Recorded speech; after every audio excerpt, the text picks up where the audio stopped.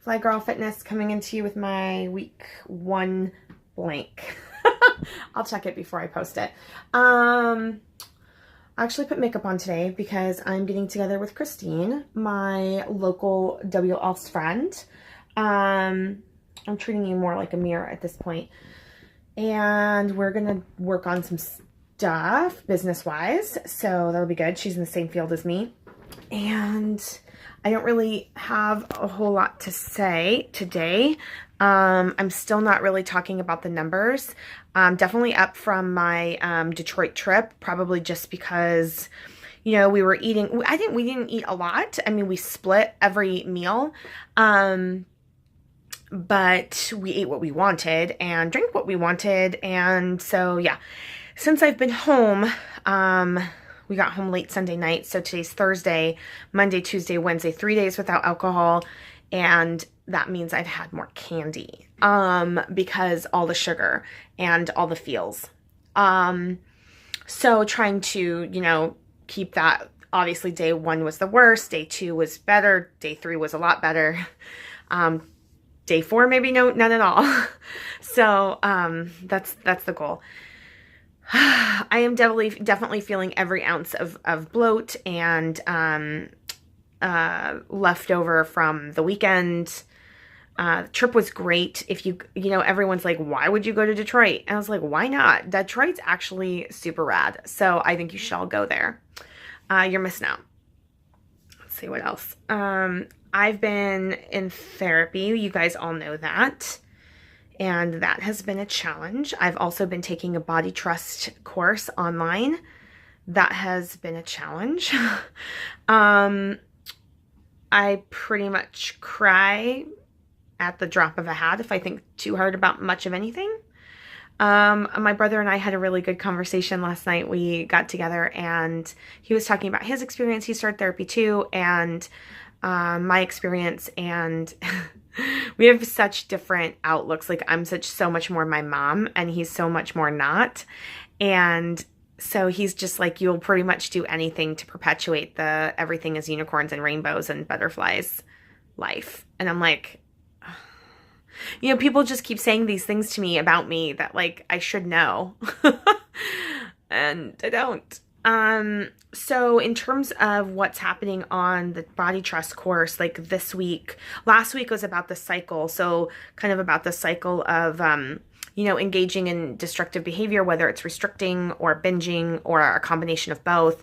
And then, you know, kind of falling off the wagon, so to speak. And then, shame, guilt, self-hatred, you know, kind of spiraling down that way. And then you make a plan and that gives you hope. And so you do the plan and then you fail at then you end up, you know, because the nature of the plan, you end up doing the bad behavior, not bad, but the behavior that leads you back to, you know, feeling bad about yourself, and then you make a plan, and then you feel hopeful, and you go back up.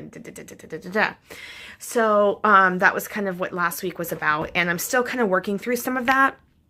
I haven't, because of my trip, I was a little fragmented in when I could get the information and the journal prompts and stuff. But this week is about attunement, like listening to your hunger scale, you know, like having a hunger scale and listening to your cues and things that get in the way of the cues, like you know, trying to eat when you're mildly hungry and stop when you're mildly full, and giving yourself grace and listening with curiosity and non-judgment when you don't do that. So, you know, sometimes with busy lives, like you can't eat when you're hungry. You have to eat when it's time. You know, I'm almost never hungry before like 10:30, 11 o'clock in the morning, but I'm up for several hours and I need to exercise, and I can't exercise the way I want to on a completely empty stomach. So, you know, it's better for me to just like have my 2 cups of coffee, eat my food, let it settle, have my pre-workout, and go work out. So, that's what I do. And that's okay. And they told me, you know, like, not that I need permission, but that's okay. They suggest that you eat within a few hours of waking up, and, but trying to eat, you know, it is self-care, knowing that, like, if you're at work and you're going into a 2-hour meeting and you're not hungry, before the meeting, but you know you will be, like based on timing and how long it's been since you've eaten or whatever, like it's okay to have something to tide you over until your meeting is done, that sort of thing. So it's a balancing act, but so I have not, with my sugar intake this week, I've clearly, like Monday was, I totally binged on Monday, like, and Tuesday. I completely, like, I didn't throw up. I didn't eat to the point of that, but I had a lot of stomach aches and I just did it anyway. So that was a very destructive behavior, but also because I wasn't drinking wine, I wasn't numbing out, and with stress and life and the therapy and all the things, like, that's been my coping and defense mechanism, right? So, anyway, so trying to just like process through that and recognize what's happening and trying not to make a plan, because I'm very much like, well, I'm going to do this next. Well, then I'm going to do this. And then like, I don't, or I do for a minute and then I don't, and then it goes back. So I spent a lot of time in the planning to plan process and not very much time in actually implementing the plan. And then I spent a lot of time in the bad behavior and the bad feelings. I was reading a blog that I had written on my blog. If you guys haven't checked it out, it is flygirlfitness.com, FLYE fitness.com. And I think it was back in April, and I was rereading that blog and I was like, I love that girl. Like, who is that? Like, I miss her. Like, she's so great. So like, go back and read that, because that's like totally not the space I'm in right now. But I remember that and I want to be there. So, but I don't want to make a plan to get there. I mean, I do, but I'm trying not to. Also, oh my gosh, this is like the cutest shirt, but I have like so much, like, sorry, I hit a wrong button. I have so much just like blech, like just pouring out. I mean, it's a baggy shirt, but like over here, like you can't really see it, but I have like back fat going on back here, and I'm so over it. But I'm trying to be like, I accept my body. My body does good things. Me. Sorry, not to make fun of the class, but it does kind of sometimes feel like same shit, different day, or different shit, different day. Different, same, different. I don't know, whatever. You guys know me. You get where I'm coming from. So I'm just like working on my shit. This week's been busy at work, but it's calming down. And so I have budgeted my time to hit the gym next week. Because again, it just makes me feel good. It makes me feel healthy. Makes me feel happy. I did make some good meals this week for meal options. I've got some sesame garlic chicken. That I cooked in the crock pot with some rice and some broccoli, and then I made a paleo breakfast casserole with like sweet potatoes and bacon. And if you guys follow me on Instagram, I put the kind of what I did there.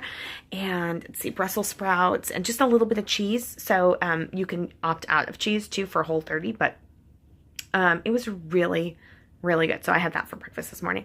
And I cooked breakfast sausages, and I've been making like breakfast burritos in the morning, and chicken burger. So that's kind of what I've been eating. So healthy food, and I feel good about that, just to keep things clean and nutritional, and the candy aside. It's been a good week. So that's where I'm at with things. I'm still just like, part of talking about the cycle last week was about engaging in body shaming and obsessing with diet talk. And, it's difficult for me because I'm so entrenched in my friend group that come from the weight loss surgery community. And we talk a lot about getting off track, getting on track, making plans, feeling bad about what we did, supporting each other for any decisions we've made. And a lot of our conversations are diet speak. I mean, not strictly per se, but, around that. And so, and I realize like how much on Instagram I follow around that. And I'm starting to really recognize it. And it's like, oh my God, this is like, again, I know I've said this before, but just like how much time and energy I spend thinking about my failure, or thinking about my body, or thinking about how unhappy I am with my body, or my weight, or where I was, or where I want to be, and where I am, and how I feel about that, like about food and alcohol, and just like, what would I even do with all of that space and emotional room if I didn't spend so much percentage of my thoughts, time, and energy toward trying to be different. I don't know.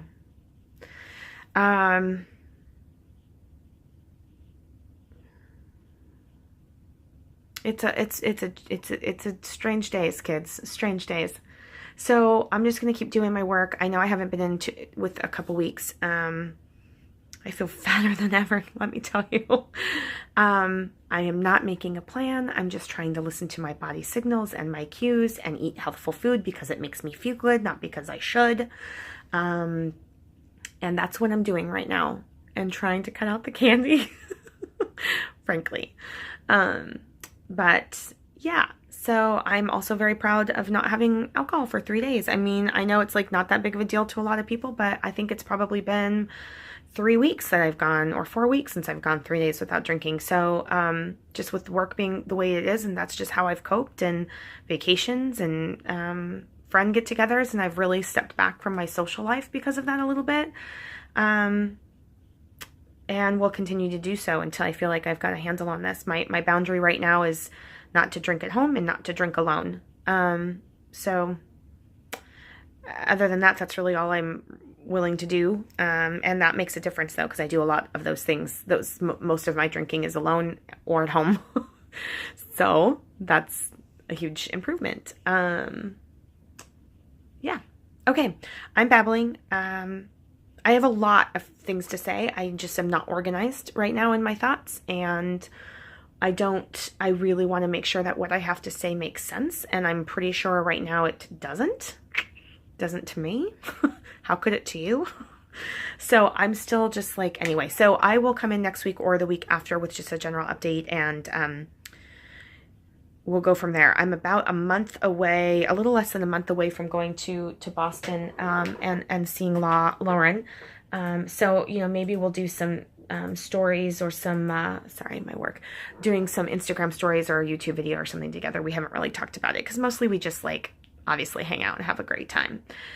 But that is the priority. But yeah, we'll see. So it's just a busy couple weeks between Detroit and last weekend, and we've got a couple things this weekend and next weekend for my 1-year wedding anniversary, and then 2 weekends following that I am out to Lauren's, and then back, and then like it's just kind of crazy. So I'm looking forward to fall and winter just for the sense of like having some downtime and reading and knitting and watching movies, and I also get really bored with that really fast, so we'll see how it goes. All right, kids, I'm gonna shut my mouth, shut my maw. I hope you guys have a really good weekend. Keep it fly out there, and I will talk to you later.